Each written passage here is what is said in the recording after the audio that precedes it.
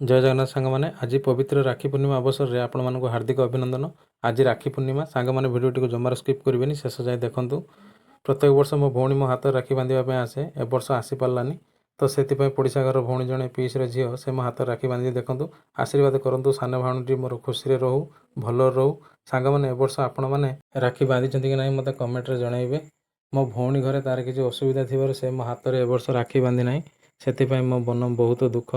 भगवान ताको आशीर्वाद करंतु से जोटी अच्छी भलरे थाउ आउ खुशी रहू आउ आर वर्ष आसी मो हाथ में राखी बांधु।